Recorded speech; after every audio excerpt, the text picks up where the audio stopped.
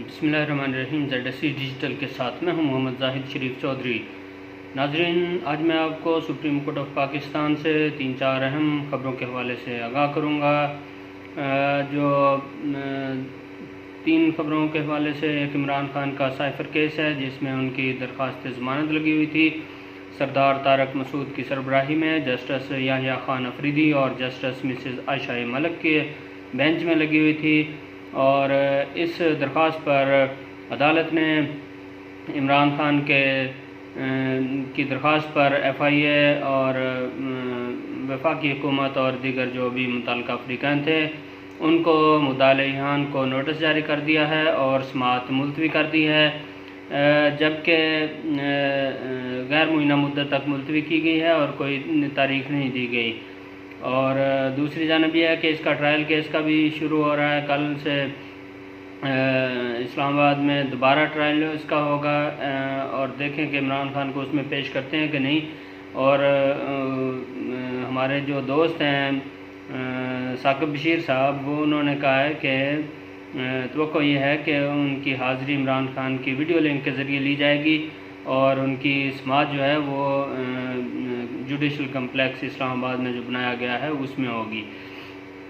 तो इसके अलावा आज परवेज़ मुशर्रफ का केस भी था, उसकी समाअत हुई है जिसमें लाहौर हाई कोर्ट के साबिक जस्टिस और मौजूदा सुप्रीम कोर्ट के जज सैयद मज़ाहर अली अकबर नकवी की जानिब से खुसूसी अदालत को कलअदम करार देने के फ़ैसले के ख़िलाफ़ जो अपीलें दायर की गई थी Pakistan bar council, Lahore high court bar association Rawalpindi और Sindh high court bar association की जानिब से, तो उन अपीलों पर समाअत हो रही है। जबकि जो परवेज़ मुशर्रफ की सज़ा खुसूसी अदालत की जानिब से उन्हें जो सज़ाए मौत दी गई थी उसके ख़िलाफ़ जो अपील है वो अभी उसकी समाअत नहीं हो रही, क्योंकि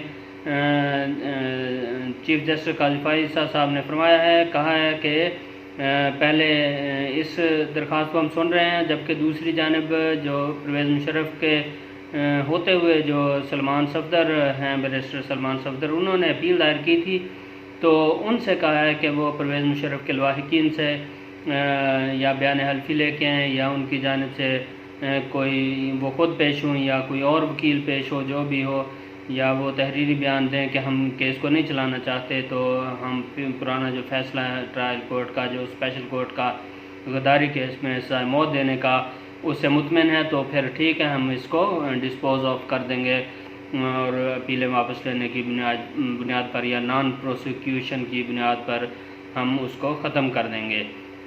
जबकि दूसरी जानब जो लाहौर हाई कोर्ट के फ़ैसले का मामला है उसमें भी आज भी 1 घंटा और 1 घंटा 10 मिनट समाअत हुई है। तो उसमें हामिद खान साहब जो लाहौर हाई कोर्ट बार के वकील हैं, पिंडी के साबिक सदर तौफीक आसिफ के, उन्होंने दलाइल दिए हैं और अभी वो आगे मज़ीद भी दलाइल देंगे और अगले मंगल तक समाअत मुलतवी की गई है।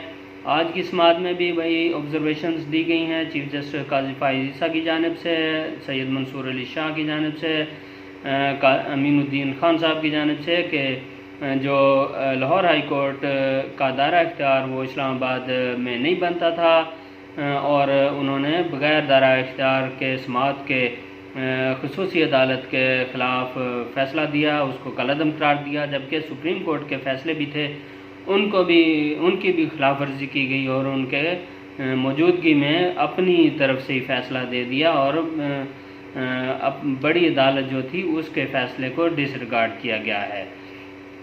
तो ये 3-4 छोटे मोटे केसेस थे, या एक मुशर्रफ साहब का बड़ा केस था, इमरान खान के भी बड़े केस हैं, लेकिन जो आज ख़ास मैं आपको आगाह करना चाहता हूँ जिस केस के हवाले से, वो केस है मुल्क में जो मनशियात की जो बरामदगी होती है या रिकवरी होती है या इस तरह से जो केसेस हैं जिसमें जिस तरह राना सनाउल्लाह पर मनशियात डाली गई थी, 15 किलोग्राम हेरोइन डाली गई थी और उसकी कोई प्रूफ नहीं थे, बस उनकी वीडियो दिखाई गई थी कि जी वो फैसलाबाद से घर से चले और हमने उनका पीछा किया और फिर वो पतोकी फिर वो लाहौर आ रहे थे तो पिंडी भटियाँ पे हमने उनको रोका और इस तरह, और ये वीडियो उनकी वो वहाँ की दिखाई और उनको गिरफ़्तार कर लिया, लेकिन कोई चरस या हीरोइन नहीं दिखाई, और वो बाद में कह दिया कि जी वो बैगों में थी और हमने 15 किलोग्राम बरामद कर ली, और इस तरह फिर उनके ख़िलाफ़ केस ख़त्म हो गया हुआ है। तो इस तरह के जो बेबुनियाद या लोगों को फंसाने के लिए, गलत लोगों को ऐसे जराइम में मुलव्वस करने के लिए पुलिस या ANF जो ख़ुसूसी तौर पर इससे रिलेटेड महकमा है, एंटी नारकोटिक्स फोर्स का महकमा दाखिला के मातहत है, तो इन दोनों इदारों को सुप्रीम कोर्ट ऑफ पाकिस्तान के चीफ जस्टिस काजी फाइज ईसा की जानिब से कहा गया है कि वो जब ऐसे कोई भी रिकवरी करते हैं मनशियात की बरामदगी की, तो उसकी वीडियो भी बनाएं और उसकी तस्वीर भी बनाएं, ताकि बैकग्राउंड भी आ जाए, और जो लोग फिर बाद में कहते हैं कि जी हम पर जाली ये डाली गई है और हमें फंसाया गया है इस केस में, तो वो उस मामला से भी बचा जा सके। तो इस हवाले से बड़ा उन्होंने आज समाअत की है, बड़ा फ़ैसला दिया है। जबकि एक पहले ANF का भी केस था आज, जिसमें स्पेशल प्रोसिक्यूटर ANF आए हुए थे, तो उन्होंने कहा कि चीफ जस्टिस ने कहा कि 500 टैबलेट्स बरामद हुई थी किसी मुलज़म से, उसकी ज़मानत की दरख्वास्त थी। 5 महीने से 6 महीने से वो जेल में हैं, कैद हैं, 7 गवाह हैं, अभी तक ट्रायल शुरू नहीं हुआ। तो वो तो उनकी बचत हो गई, और वो चीफ जस्टिस ने उनसे पूछा कि इसकी मालियत मार्केट वैल्यू क्या है, 500 जो टैबलेट्स पकड़ी गई हैं उससे बरामद हुई, तो वो प्रोसिक्यूटर साहब उसकी कीमत भी बताने में नाकाम रहे, जिस पर चीफ जस्टिस ने कहा माशाल्लाह आपका इतना सा छोटा सा डिपार्टमेंट है और आपको ये भी नहीं पता कि इसकी जो वैल्यू है मार्केट वैल्यू उसकी क्या है। तो वो तो बचत होगी उनकी और वो निकल भी गए। तो बाद में एक और केस था, उसकी समाअत हुई जो इस्लामाबाद पुलिस का था, जिसमें जो दरख्वास्तगार थे उन्होंने अपनी जो गिरफ़्तारी उन पे जाहिद सरफराज गिल नामी दरख्वास्तगार हैं, उन्होंने अपनी गिरफ़्तारी को चैलेंज किया हुआ है, दरख्वास्त ज़मानत दायर की हुई थी। उन पर इस्लामाबाद पुलिस ने 1800 ग्राम चरस डाली हुई है और उनका भी 29 मई को उन्हें गिरफ़्तार किया गया था, ये लेक व्यू पार्क के करीब से। और दौरान समाअत पुलिस से चीफ जस्टिस ने कहा कि कोई उधर गवाह नहीं था, तो वो जो स्टेट प्रोसिक्यूटर आए हुए थे उन्होंने कहा कि जी वहाँ कोई गवाह नहीं था, वो हमने किसी साइड से उसको पकड़ा और चोरी छुपे वो कर रहा था और इस तरह। तो समाअत का अहवाल मैं आपको बता देता हूँ। चीफ जस्टिस ने कहा कि हर आदमी ने अपनी बादशाहत बनाई हुई है, जब तक ये जहनीत नहीं बदलेगी मुल्क की तकदीर नहीं बदलेगी।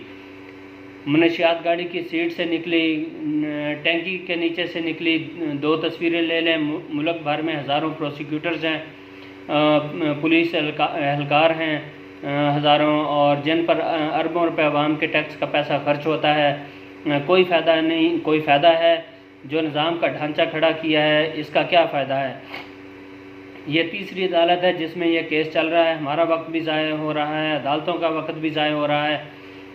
पुलिस न सिर्फ इस्लामाबाद बल्कि पूरे मुल्क में मनशियात की लानत से निमटने में संजीदा नहीं। हम ये समझने से कासिर हैं कि न सिर्फ पुलिस बल्कि ANF भी मोबाइल फ़ोन का इस्तेमाल नहीं कर रही, बल्कि जो कि हर एहलकार के पास होता है। जो रंगे हाथों मुलज़म पकड़े गए हैं उनकी रिकॉर्डिंग वो कर सकता है और फ़ोटो भी ले सकता है। हमें ऐसी सूरत हाल का सामना है कि जिसमें पुलिस के पास मौजूद मोबाइल फ़ोन से वाक़या की जगह की वीडियो बनाई जा सकती है और फ़ोटो भी लिए जा सकते हैं, जिससे वाक़या की जगह और इर्द गिर्द के इलाका की भी निशानदेही हो सकती है, ताहम ऐसा नहीं किया जा रहा। चीफ जस्टिस ने हुक्म दिया कि आर्डर की कापी सेक्रेटरी वजारत दाखिला, DG anti narcotics force, secretary narcotics force division, तमाम मतहत अफसरान, तमाम सूबों के होम डिपार्टमेंट्स, तमाम सूबों के IGs और इस्लामाबाद के IG पुलिस को भिजवाई जाए ताकि मुल्क को मनशियात की लानत से निजात दिलाने का काम किया जा सके।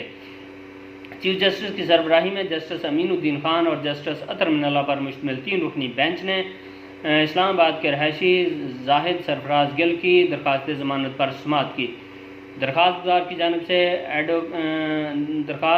जानिब से एडवोकेट जनरल इस्लामाबाद के तवस्सुत से रियासत पाकिस्तान को फ़रीक बनाया गया था।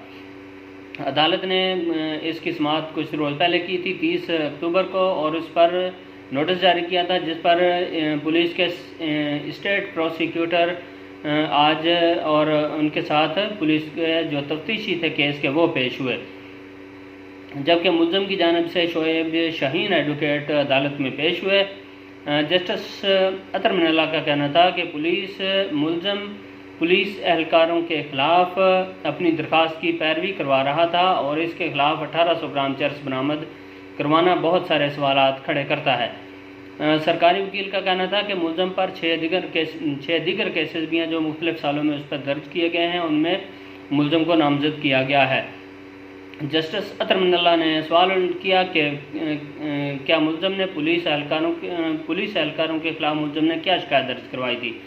इस पर शोएब शाहीन ने बताया कि पुलिस एहलकारों ने उसके मौक्किल से पैसे मांगे और 1 लाख रुपए ले भी लिए और कहा कि बाकी रकम न दी तो चर्स बरामदगी केस में गिरफ़्तार कर लेंगे या गिरफ़्तार करवा देंगे। मेरे मौक्किल को 25 मई 2023 को गिरफ़्तार किया गया।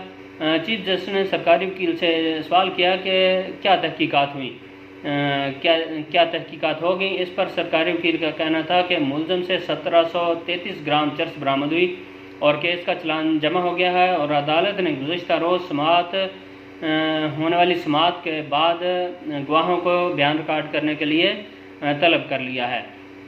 शोएब शाहीन का कहना था कि उसके मौक्किल को शाम 6 बजे लेक व्यू पार्क के पास से पकड़ा गया। चीफ जस्टिस का सरकारी वकील को मुखातिब करते हुए कहना था कि एक चीज़ मुझे समझा दें, हर पुलिस वाले के पास मोबाइल फ़ोन है, तस्वीर क्यों नहीं लेते। उन्होंने रंगे हाथों पकड़ा, पीछे पार्क की तस्वीर भी आ जाएगी। दुनिया कहाँ जा रही है और पाकिस्तान कहाँ है। चीफ जस्टिस ने सरकारी वकील को मुखातिब करते हुए कहा कि आप हैं क्या। इस पर वकील का कहना था कि मैं स्टेट काउंसिल हूँ।